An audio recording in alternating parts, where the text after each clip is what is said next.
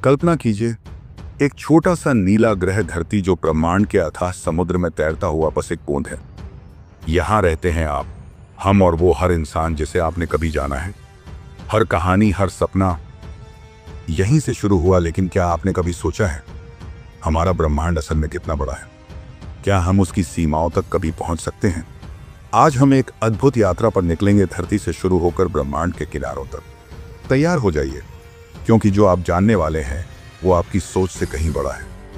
हमारी यात्रा की पहली मंजिल है चांद, जो धरती से करीब 3,84,000 किलोमीटर दूर है।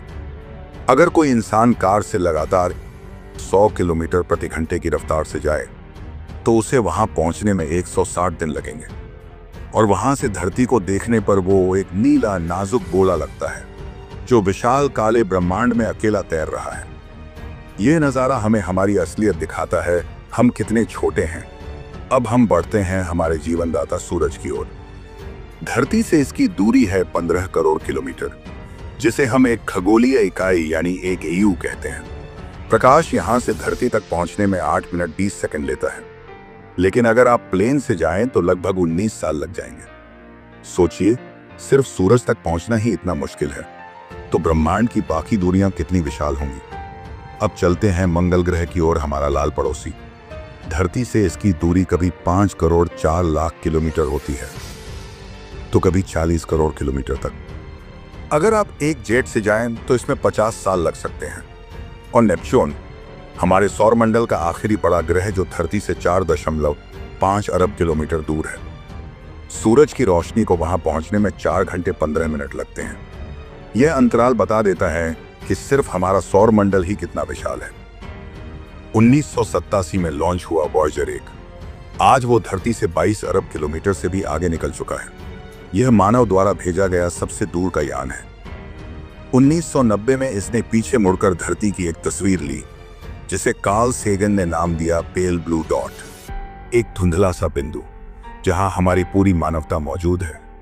वो क्षण था एक गहरा एहसास कि हम कितनी छोटी जगह में रहते हैं। हमारे सौरमंडल की आखिरी सीमा है ओर्ट क्लाउड। ये एक काल्पनिक बादल है जो 1.9 प्रकाश वर्ष तक फैला हुआ है। यहीं से शुरू होता है इंटरस्टेलर स्पेस, जहां सूरज का प्रभाव खत्म हो जाता है।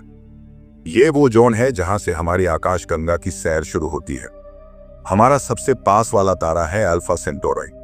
यह हमसे 4.4 प्रकाश वर्ष दूर है, यानी करीब 41 ट्रिलियन किलोमीटर। वॉयेजर 1 को वहां पहुंचने में 70,000 साल लगेंगे। इससे आप अंदाजा लगा सकते हैं कि तारे भी कितनी दूर हैं।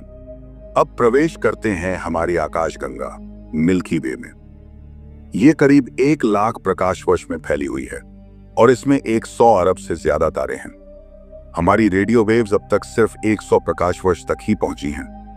मतलब आकाशगंगा के ज्यादातर हिस्से को अभी तक हमारे अस्तित्व का कोई ज्ञान नहीं है। अब चलते हैं लोकल ग्रुप की ओर। 50 से ज्यादा आकाशगंगाओं का समूह, जो 1 करोड़ प्रकाश वर्ष तक फैला है। इसमें मिल्की वे और एंड्रोमेडा जैसी विशाल आकाशगंगाएं शामिल हैं। और फिर आता है विर्गो सुपर क्लस्टर, 1.11 करोड़ प्रकाश वर्ष के विस्तार वाला क्षेत्र, जिसमें हजारों आकाशगंगाएं हैं। लेकिन विर्गो सुपर क्लस्टर भी एक हिस्से पर है एक और भी विशाल संरचना का, जिसका नाम है लानियाका सुपर क्लस्टर। 500 मिलियन प्रकाश वर्ष में फैला यह सुपर क्लस्टर 100 मिलियन अरब सूरज के बराबर द्रव्यमान रखता है। यह हमारे ब्रह्मांड में हमारे स्थान को और भी अधिक गहराई से दिखाता है। अब हम पहुंचते हैं ऑब्जर्वेबल यूनिवर्स की सीमा पर। यह लगभग 93 अरब प्रकाश वर्ष चौड़ा है। अब सवाल उठता है, अगर ब्रह्मांड सिर्फ 13.8 अरब साल पुराना है तो इसका आकार इतना विशाल कैसे? उत्तर है कॉस्मिक एक्सपेंशन। ब्रह्मांड लगातार फैल रहा है और कुछ भाग ऐसे हैं जो प्रकाश की गति से भी तेज गति से हमसे दूर जा रहे हैं। हम कभी उन दूर दराज के कोनों को नहीं देख पाएंगे जो इस विशाल ब्रह्मांड में छिपे हुए हैं।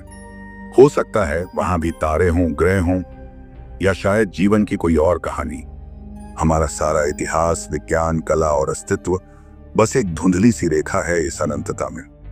और इसीलिए यह ब्रह्मांड न सिर्फ बड़ा है, बल्कि एक ऐसा चमत्कार है जिसे जानना और उसका हिस्सा होना अपने आप में एक सौभाग्य है।